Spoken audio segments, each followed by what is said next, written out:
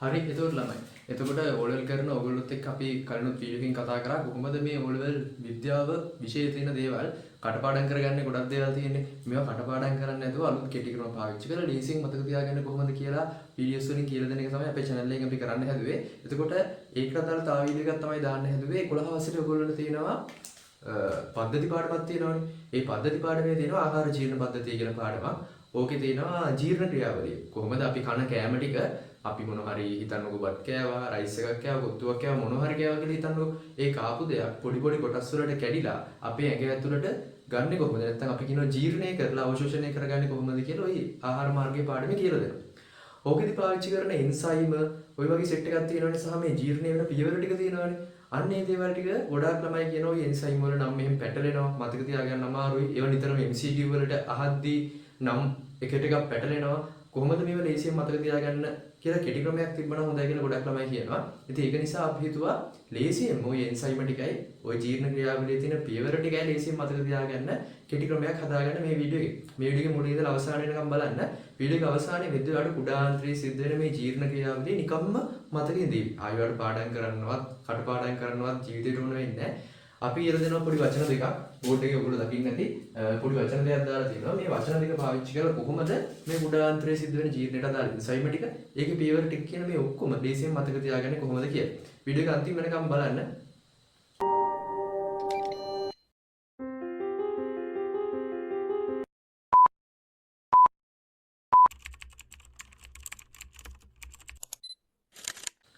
එහෙනම් අපි පොඩි කොලයක් අරගෙන ලේස්ති වෙලා වැඩේ පටන් ගමු. මේ මාත් එක්ක මේ chart එකක් දාගෙන ඔයා මේ කෙටි ක්‍රමයේ ලියලා තියාගන්න.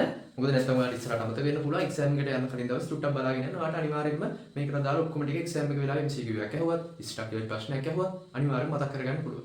එතකොට කුඩාන්ත්‍රය කියන්නේ ළමයි ඔයගොල්ලෝ දන්නවා ආහාර ජීර්ණ මාර්ගය ගත්තාම මෙතනින් පටන් ගත්තට පස්සේ ගුද මාර්ගය දක්වාම තියෙනවා. එතකොට ඒකේ අපි දන්න මුලින් මුඛය තියෙනවා, ඊට පස්සේ අන්නස්රෝතය තියෙනවා, ඊට පස්සේ අපේ ආමාශය තියෙනවා. ඊළඟට සෙට් වෙන කොටස තමයි අපි කුඩාන්ත්‍රය කියලා කියන්නේ. ওই කුඩාන්ත්‍රයේ තමයි ආහාර බිඳවටන ජීර්ණය වෙන ක්‍රියාවලිය ලොකු වැඩ ප්‍රමාණයක් වෙන්නේ. කුඩාන්ත්‍රයේ කොටසද. ඒ කුඩාන්ත්‍රයේ ওই ආහාර ජීර්ණය කියන ක්‍රියාවලිය සිද්ධ වෙන්න අපිට ඕන වෙනවා දේවල් කිහිපයක්.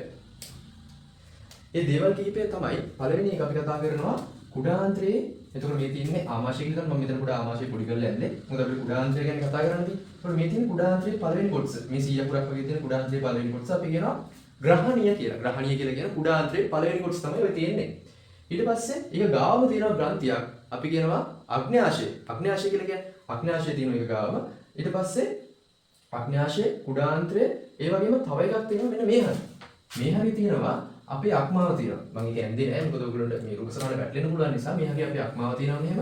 අක්මාව ගාවම තියෙනවා පිත්තාශය කියලා පොඩි මල්ලක්. ඔන්න ඔය පිත්තාශයනොත් එනවා විෂ වර්ගයක් මෙහෙට. අක්මාවේ හැදිලා පිත්තාශය ගබඩා වෙලා තිබු විෂ වර්ගයකුත් මේ පැත්තට එනවා. හරිද? ඔන්න ඔය දේවල් තුලින් තමයි කුඩාන්ත්‍රයේ මෙන්න මේ වැඩේ සිද්ධ වෙන්නේ. හරි? කුඩාන්ත්‍රයේ වැඩේ සිද්ධ කරන්නේ මෙන්න මේ තැන් තුනෙන් එන එක එක විෂයන්. නිකන් ශ්‍රාවය වෙන දේවල් නිසා. එතකොට මොනවද මේ ශ්‍රාවය වෙන දේවල්? පිත්තාශයෙන් ශ්‍රාවය වෙන එක හරිය ලේසි මතක තියාගන්න. මම මුලින් මේක කියන්නම්. පිත්තාශයෙන් ශ්‍රාවය වෙන එක හරිය ලේසි පිත්ත. පළවෙනි එක පිත්ත. දෙවෙනි එක තියෙනවා අග්න්‍යාශයෙන් ශ්‍රාවය වෙන අග්න්‍යාශික විෂය කියන එක. ওই අග්න්‍යාශික විෂයේ ප්‍රධාන එන්සයිම තුනක් ඔයගොල්ලන්ට මතක තියාගන්න තියෙනවා. මොනවද ඒ එන්සයිම තුන? ඒ එන්සයිම තුන මතක තියාගන්න පුළුවන් මෙන්න මේ පොඩි වචනේ. ඇමතිලා. ඔයගොල්ලෝ දන්නවනේ ඇමතිලා ගැන. එහෙනම් ඇමතිලා කියන වචනේ කොහොමද මේ එන්සයිම තුන මතක කරගන්නේ? ඇමතිලා කියන එකේ පළවෙනි එකෙන් අපිට මතක කරගන්න පුළුවන් පළවෙනි එන්සයිම ඇමයිලේස්. අග්න්‍යාශික විෂයේ තියෙන පළවෙනි එන්සයිම ඇමයිලේස්. ඊළඟට T කියන එකෙන් අපි චුට්ටක් වෙනස් කරලා ට්‍රී කියලා මතක තියාගන්නවා ටිප්සි. ඔයගොල්ලෝ මේක ඇමතිලා නැතුව ඇමටිලා කියලාත් මතක තියාගන්න පුළුවන් හරි. ඔයගොල්ලන්ට ලේසි විදියක් පාවිච්චි කරන්න ඇමටිලා කියලා මතක තියාගන්න පුළුවන්. නැත්නම් ඇමතිලා කියලා මතක තියාගෙන තියන්න වෙනකොට තියන්න ටක් ගාලා මතක කරගන්න පුළුවන්. ඊළඟට ලයන්නේ ලයිපේස්.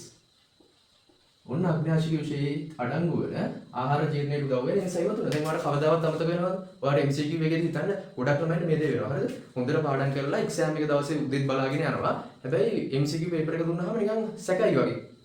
මේ එන්සයිම් එක දන්නේ නැහැ මට නිකන් පැටලිලා වගේ. ඒක ඔයගොල්ලෝ ටක් ගාලා අග්න්‍යාශයෙන් ශ්‍රාවය කරන එන්සයිම් තුන මොනවද කියලා ටක් ගාලා මතක් කරගන්න පුළුවන්. එමෙතින. ඔයාලට ආයි ෂුවර් ෂොට් වරදින්නේ නැහැ. මේ වචනේ පොඩි දෙනවා නම් එන්සයිම් තුන ෂුවර්. ඊළඟට දෙවෙනියට ආවේ අග්න්‍යාශික විෂයේ තියෙන ওই එන්සයිම් ටික. ඒ ටිකත් එනවා මෙහෙම කරලා මේ ඔක්කොම ටික එන්නේ මෙතන කුඩාන්ත්‍රයට එන්නේ. පිත එනවා මෙහෙම. අග්න්‍යාශික යුෂය එනවා මෙහෙම කුඩාන්තරයට. ඊට පස්සේ ඊට අමතරව කුඩාන්තරේනුත් හදනවා යුෂය. කුඩාන්තරයේ එන්සයිම තියෙනවා. ওই තුනේම එකතුවෙන් තමයි ජීර්ණ ක්‍රියාවලිය සිද්ධ වෙන්නේ කුඩාන්තරය ඇතුලේ. කුඩාන්තරයේ හදන මේ කුඩාන්තරයේ ශ්‍රාවය වල ආන්ත්‍රික යුෂය. අපි කියනවා ආන්ත්‍රික යුෂය. කුඩාන්තරයෙන් ශ්‍රාවය වෙන යුෂය නිසා අපි කියනවා ආන්ත්‍රික යුෂය. ආන්ත්‍රික යුෂයේ තියෙන එන්සයිම මොනවද? ආන්ත්‍රික යුෂයේ තියෙන ප්‍රධාන එන්සයිම අපි කතා කරන එන්සයිම තුනක් තියෙනවා. ඒ තුන මතක තියාගන්න පුළුවන් මොලසුක් කියලා. ඒ කියන්නේ සරලවම මේ එන්සයිම් සෙට් එක මතක තියාගන්න ඕන ඇමතිලගේ මොලසුක් කියලා. තනි වචනයකට පද පාඩම් කරන්න තියෙනවා. අර කලින් පාඩම් කරපු දිග ඡේද වගු වෙනකොට තනි වචනයක් පාඩම් කරා ඇමතිලගේ මොලසුක්. මොකද්ද මොලසුක් කියන්නේ? මුල කියන එකෙන් ටක් ගාලා අපිට එනවා පළවෙනි එන්සයිමය මෝල්ටෝස්. හරිද? පළවෙනි එන්සයිමය අපිට එනවා මෝල්ටෝස්. සුක් කියන එකේ සයන්ෙන් අපිට එනවා සුක්‍රේස්.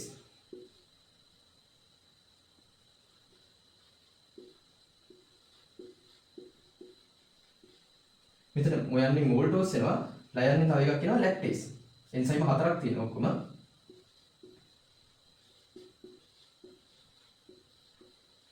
මොලසුක් කියන එකේ මොයන්නේ මෝල්ටෝස්, මෝල්ටේස්, ලයන්නේ ලැක්ටේස්, සුයන්නේ සුක්‍රේස්, පයන්නේ පෙප්ටිඩේස්.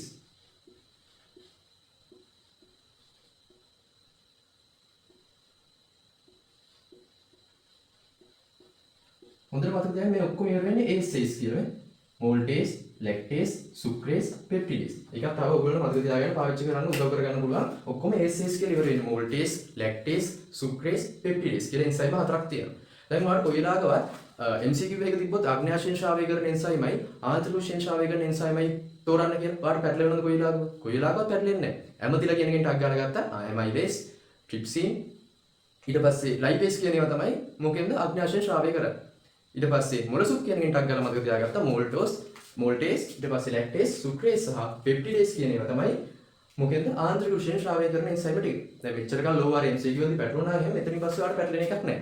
හරි?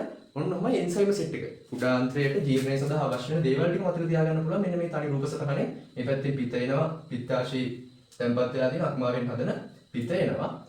අග්න්‍යාශයේ හැදෙන අග්න්‍යාශික යුෂය එනවා. ඇමතිලා කියලා මතක තියාගත්තා අපි. ඊට පස්සේ කුඩාන්ත්‍රයේ තියෙන ග්‍රන්ථි වලින් ශ්‍රාවය කරන ආන්ත්‍රික යුෂය තියෙනවා. ආන්ත්‍රික යුෂය මතක තියාගත්ත මොලසුක් ජීර්ණ ක්‍රියාවලිය පියවර ටික කතා කරා නම් අපිට අනිවාර්යයෙන්ම මෙතන මේ ශ්‍රාවය වෙච්ච එන්සයිම් ටික මොනවද සහ මෙන්න මේ ශ්‍රාවය වෙච්ච පිළිවෙලත් අවශ්‍ය වෙනවා. හරිද? ඔයගොල්ලෝ මතක තියාගන්න පිළිවෙල මුලින්ම ආවේ පිතාව කියලා මතක තියාගන්න. ඊළඟට අග්න්‍යාශයෙන් ආව ඇමතිලා කුඩාන්ත්‍රයේ හැදිලා හිටිය මොලසුක්. මේක මතක තියාගන්න. පිත මුලින්ම ආවා.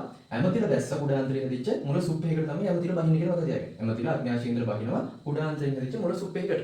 සුප් එකක් වගේ හැදිලා තියෙනවා කුඩාන්ත්‍රයේ. ඒකට ඇමතිලා සෙට් එක බහිනවා. එතකොට පිළිවෙලක් මතක තියාගන්න. මොකද පිළිවෙල ඉස්සරහට අපිට අවශ්‍ය වෙනවා. පියවර ටික ලේසියෙන්. එතකොට තමයි ජීර්ණ ක්‍රියාවලිය ගත්තට පස්සේ මේකේ ජීර්ණ ක්‍රියාවලියේදී වෙන්නේ ලොකු එක ගොඩාක් දේවල් හැදලා තියෙන ලොකු සංයෝග පොඩි කොටස් බවට කඩාගෙන වැටෙන එක තමයි වෙන්නේ. එතකොට මේ ලොකු සංයෝග ගත්තාම ප්‍රධාන වශයෙන් ආහාරයේ තියෙන ප්‍රධාන අපි කියන ලොකු සංඝටක විදිහට තියෙන මොනවද? කාබෝහයිඩ්‍රේට්, ප්‍රෝටීන, ලිපිඩ.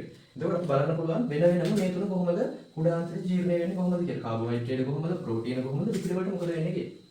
කාබෝහයිඩ්‍රේට් වල වෙන වැඩේ තමයි කාබෝහයිඩ්‍රේට් ගම වර්ග ගොඩක් තියෙනවා. කාබෝහයිඩ්‍රේට් කියන එක ඇතුලේ අපි දන්නවා පිෂ්ඨය තියෙනවා, ග්ලයිකෝජන් තියෙනවා. ඔය වගේ කාබෝහයිඩ්‍රේට් වර්ග ගොඩාක් තියෙනවා. අපිට ඔය නම් වලට වැදගත් නැහැ. පිෂ්ඨය කියන එක විතරක් ඔයගොල්ලෝ මතක තියාගන්න. මේවා මොකද වෙන්නේ? පිෂ්ඨය කියන ඒවා බිඳ වැටෙනවා. ඊට වඩා පොඩි සංයෝග බවට බිඳ වැටෙනවා. එතකොට එහෙම බිඳ වැටෙන හැදෙනවා තමයි අපි කියනවා ඩයිසැකරයිඩ් කියලා නේ. කාබෝහයිඩ්‍රේට් බිඳ වැටෙන හැදෙන ඩයිසැකරයිඩ්. ඩයිසැකරයිඩ් ගත්තාම ප්‍රධාන වශයෙන් ආකාර තුනක් අපි කතා කරනවා.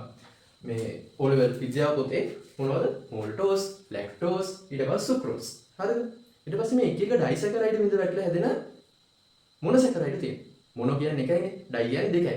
එතකොට ඩයිසැකරයිඩ් ආයි බිඳ වැටුනහම තනිය තියෙන මොනොසැකරයිඩ් හැදෙනවා.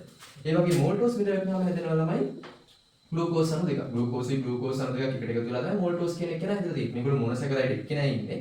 ඒක අණුවයි. මෝල්ටෝස් කියන්නේ ග්ලූකෝස් අණු දෙකක් එකට එකතු වෙලා. එතකොට මේ අණු දෙක වෙන් වෙලා ග්ලූකෝස් අණු දෙකක් හැදෙනවා. මෝල්ටෝස් බිඳ වැටිලා. ඊට පස්සේ ලැක්ටෝස් බිඳ වැටිලා ග්ලූකෝස්ුයි ගැලැක්ටෝස්ුයි එක ගානේ ඇති වෙනවා. සුක්‍රෝස් බිඳ වැටිලා ග්ලූකෝස්ුයි අනිත් එක කවුද? ෆ්‍රක්ටෝස්. සුක්‍රෝස්, ෆ්‍රක්ටෝස් කියලා මතක තියාගන්න පුළුවන්. ෆ්‍රක්ටෝස් අණුවකයි හැදෙනවා. එතකොට ඔන්න ඔය විදිහට තමයි කාබෝහයිඩ්‍රේට් බිඳ වැටෙන ක්‍රියාවලිය සිද්ධ වෙන්නේ. ඊට පස්සේ ප්‍රෝටීන ගත්තොත් ප්‍රෝටීන මුලින්ම බිඳ වැටෙනවා පොලිපෙප්ටයිඩ් කියලා જાතියකට. කියන්නේ තාඩක පොඩි අණු බවට පත් වෙනවා. පොලිපෙප්ටයිඩ් ඊළඟට බිඳ වැටෙනවා ප්‍රෝටීන හැදෙන ඇමයිනෝ අම්ල බවට. එයි මේවට පොලිපෙප්ටයිඩ් කියන්නේ මේ ඇමයිනෝ අම්ල කියන තනි අණුව තියෙනවනේ.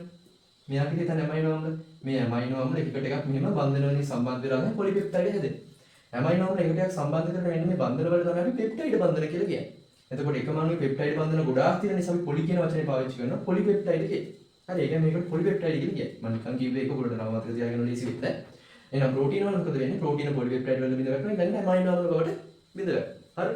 ඊට පස්සේ ලිපිඩ මොකද වෙන්නේ? ලිපිඩ මුලින්ම ලිපිඩ පොඩි පොඩි කොටස් වලට බිඳ ගන්නවා. නිකන් තෙල් බිඳු බවට පත් වෙනවා. බිඳු බිඳු බවට ලොකු තෙල් බිඳුවක් ඊතන තෙල් පොඩි පොඩි බිඳු බවට පත් වුණා කියන්නේ. ලිපිඩ විදිති බවට පත් වෙනවා. ඊට පස්සේ ලිපිඩ විදිති වලින් හැදෙනවා. මේක ඇමයිනෝ අම්ල හැදෙනවා වගේ මේක හැදෙන්නේ මේද අම්ල. මේද අම්ල කියන පොඩි අණු జాතිය හැදෙනවා. මේද අම්ල තනියම නෙමෙයි ඉන්නේ. මේද අම්ලයක් නිතරම ඉන්නේ ග්ලිසරෝල් කියන අණුවත් එක්ක. ඒක නිසා මේද අම්ලයි ග්ලිසරෝල් ඇති වෙනවා ලිපිඩ විදිති අවසානයේ ජීර්ණයේ අවසානයේදී. එතකොට මේ එකකට අවශ්‍ය එන්සයිම් මොනවද? මොනෝකනේ හේස් එක. ඕක මතක තියාගන්න ටිකක් අමාරුයි නේද? ඕක තමයි MCQ වල අහන්නේ. එතකොට කොහොමද මේ එකට එකක් අවශ්‍ය එන්සයිම් මොනවද කියලා ලේසියෙන් මතක තියාගන්න. දැන් අපි අර කලින් chart එකේ කතා කරානේ තුන් දෙනාගේ පිළිවෙල කවුද? මුලින්ම ඉන්නවා පීටර්. ඔයගොල්ලෝ මතකයි. දෙවෙනියට අග්න්‍යාශයෙන් ඉඳලා එනවා ඇමතිල සෙට් එක. ඇමතිල සෙට් එක තුන්වෙනියට එන්නේ කොහෙද? මුල සුප් එකකට. සුප් එකකට තමයි බහින්නේ. ඇමතිල සෙට් එක සුප් එකකට බහිනවා. එතකොට පිත්ත තියෙනවා, ඇමතිල තියෙනවා. මුල සුප් එක තියෙනවා. පිත්ත පළවෙනි එක කෙනා පිත්ත. පිත්ත මොකද කරන්නේ? පිත්ත කරන්නේ මෙන්න මේ ලොකු ලිපිඩ වක්කේ තෙල් බින්දු පොඩි පොඩි තෙල් බින්දු ලිපිඩ විදිහට බඩපත් කරන එක. එහෙම කරන්න හේතුව තමයි එතකොට ඉක්මනට ලිපිඩ ජීර්ණය කරගන්න පුළුවන්. සරල උදාහරණයක් ගමු. ඒසිමු උදාහරණයක්. ඔයගොල්ලෝ හැමෝම හැක්ස්ටොපි කාලා තියෙනවනේ. හැක්ස්ටොපිය කටේ ටොපිය විදිහට දීදී ගොඩාක් වෙලා තියෙනවා. ඔයගොල්ලෝ හපලේක චූටි චූටි කෑලි වලට කැඩුවම මොකද වෙන්නේ? ඉක්මනට ටොපිය දිය වෙලා යනවා. ඇයි? පොඩි පොඩි කෑලි වලටපත් වුනහම කෙල ගොඩාක් කර එක පොඩි පොඩි කෑලි ගෑවෙනවා. දැන් උදාහරණයක් විදිහට මේ තියෙන හැක්ස්ටොපිය කියලා ගන්නකො. ඔන්න හැක්ස්ටොපිය. ලොකු තනිය. ඔයගොල්ලෝ කටින් හපලා මේ චූටි චූටි කෑලි වලටපත් කරනවා. දැන් කලින් හැක්ස්ටොපිය තෙල් ගෑවුනේ මේ කෙල ගෑවුනේ මෙන්න මේ වටේ විතරයි. දැන් මේ ඇතුළෙත් ගෑවෙනවා. හැමතැනම කෙල ගෑවෙනවා. තුන් කෙල වලින් ඉක්මනට ටොපිය දිය වෙලා යනවා. ඒකයි අපි හැපුවට පස්සේ ටොපියක් අර දාලා දිය වෙලා යනවා. ඔය වගේම තමයි ලිපිඩ වල. ලිපිඩ වලට මොකද වෙන්නේ? තනි අණුවක් විතර මේ ලොකු බිඳුවක් විතර තියෙදි ජීර්ණ වෙන ගොඩාක් වෙලා යනවා. ඒක නිසා ලිපිඩ විදිති බවට පත් වෙනවා. අපි ওই ක්‍රියාවලියට කියනවා තෙල් පොඩි දේව බවට පත් වෙනවානේ. තෛලෝදකරණය කියලා කියනවා. ওই ක්‍රියාවලියට කියනවා තෛලෝදකරණය. ලිපිඩ විදිති බවට පොඩි අණු බවට පත් වෙන එක. ඕක සිද්ධ කරන්න තමයි අර අපි කියමු පළවෙනි එක්කෙනා කවුද? පිට වැදගත් වෙන්නේ. ඔන්න පළවෙනි එක්කෙනා පිට. හරි. මම ලියන්නම් කොහේ සීන ඔයගොල්ලෝ මතක තියාගන්න පිට. පළවෙනි එක්කෙනා. හරි. ඊළඟට දෙවෙනියට බහින්නේ කවුද? ඇමතිල සෙට් එක. ඇමතිල සෙට් එකේ පළවෙනි එක්කෙනා කවුද? දැන් මතක් කරගන්න බෑ. ඇම කියන එකෙන් මොකද්ද? ඇමයිලේස්. ඇමයිලේස් වෙන මෙතන ක්‍රියා කරන පිෂ්ඨය මෝල්ටෝස් බවට විදවත් වෙන වෙලෙට ඇමයිලේස් උදව් වෙනවා. ඊළඟට තියන්නේ කිව්වේ ට්‍රිප්සින්. ට්‍රිප්සින් මෙතෙන් හරි ලේසි දැන් ඔයාලට පුරවගෙන යන chart එක. ඊළඟට ලයනින් ලයිපේස්. ලයිපේස් ලියන්න ඕනේ මෙතෙන්. පිළිවෙත්. මෙතෙන් එකයි මෙතෙන් එකයි මෙතෙන් එකයි. හරිද? ප්‍රෝටීන පොලිපෙප්ටයිඩ් වලට බිඳවට වෙන එක උත්තේජනය කරනවා ට්‍රිප්සින් වලින්. ලිපිඩ විදිති මේ දාම්ල ග්ලිසරෝල් බවට බිඳවට වෙන එක සිද්ධ කරනවා ලයිපේස් වල උදව්. හරිද? ඔන්න එන්සයිම් තුනේ වැඩ ටික. ඊට පස්සේ තව සෙට් එකක් ඉඳලා කවුද? උඩාන්තර තිබ්බ මොල සුප් එකනේ. එතන හතර දෙනෙක් හිටියනේ. මොල සුප් එකේ පළවෙනි එක කවුද? මෝල්ටේස්. හරි ලේසි මෝල්ටෝස් බිඳවට යන තමයි මෝල්ටේස් වැදගත් වෙන්නේ. දෙවෙනි එක කෙනා ලැක්ටේස්. ලැක්ටේස් කරන ලැක්ටෝස් බිඳවට යනවා ග්ලූකෝස් සහ ගැලැක්ටෝස් බවට. ඊළඟට සුප් කියනකොට ඉන්නේ සුක්‍රේස් ග්ලූකෝස් ෆ්‍රක්ටෝස් බවට බිඳවට යනවා. ඊළඟට සුප් කියන එකේ අවසාන වශයෙන් පයන්නේ ඉඳි කවුද? පෙප්ටිඩේස්. පෙප්ටිඩේස් මොකද කරන්නේ? පොලිපෙප්ටයිඩ් නේ. පෙප්ටයිඩ් කඩනවා. කඩලා ඇමයිනෝ අම්ල හදනවා. හරි ලේසි එකකින් සිද්ධ වෙන ක්‍රියාවලිය මොකද? මෝල්ටේස් නම් මෝල්ටෝස් කඩනවා. ලැක්ටේස් නම් ලැක්ටෝස් කඩනවා. සුක්‍රේස් නම් සුක්‍රෝස් කඩනවා. පෙප්ටිඩේස් නම් පෙප්ටයිඩ් කඩනවා. හරිද? ඔන්න එහෙනම් කුඩාන්තරේ ඉන්න හතර දෙනා කරන වැඩ හතර. මෙතන ඉන්නවා ඇමතිල සෙට් එක මෙන්න. මෙතන ඉන්නවා කවුද? මොලසු හතර දෙනා. ඔන්න එහෙනම් කුඩාන්තරේ සිද්ධ වෙන ජීර්ණ ක්‍රියාවලිය පියවර ටික. එකිනෙක බිඳ වැටිලා කොහොමද එක එක අණු කුඩා අණු වලට බිඳ වැටිලා අවසාන වශයෙන් හදනවා. මෙන්න මේ අණු ටික හිතන්න මොනවද? ග්ලූකෝස්, ගැලැක්ටෝස්, ෆ්‍රක්ටෝස්, ඇමයිනෝ අම්ල, මේද අම්ල, ග්ලිසරෝල් මේවා බවට පත් වෙනවා. ඕවා තමයි කුඩාන්තරයෙන් ඊට පස්සේ අපි රුධිරයට අවශෝෂණය කරගන්නේ. රුධිරය ඇතුළට ගන්න මෙන්න මේ පොඩි අණු සෙට් එක තමයි ගන්න අපි ගාපු ලොකු කෑම જાති නෙමෙයි. එතකොට මේවට අපි කියනවා අන්තඵල. එහෙම නැත්නම් අවසානයේ ඇතිවන ඵල කියලා අපි කියනවා මේවට ජීර්ණයේ අන්තඵල කියලා අපි මේවට කියනවා.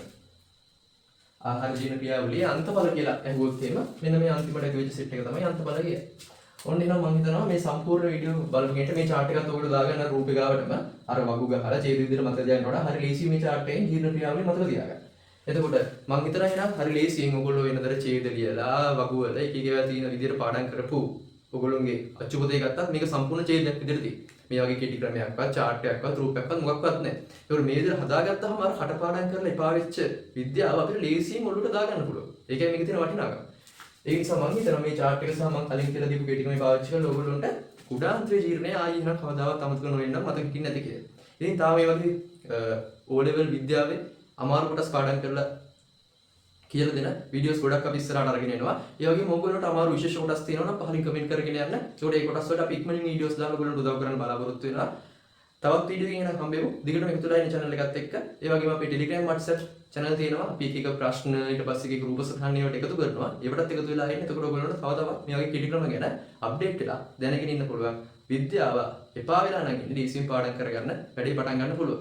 තව මේ වගේ විද්‍යාව එපා වෙච්ච යාළුවෝ ඉන්නවනම් අනිවාර්යයෙන් මේ වීඩියෝ එක ෂෙයා කරන්න. මොකද ඒගොල්ලොන්ට අද ඉඳලා ආසාවෙන් මේ වැඩි පාඩම් කරන්න පටන් ගන්න මේක ලොකු උදව්වක් වෙන්න පුළුවන්.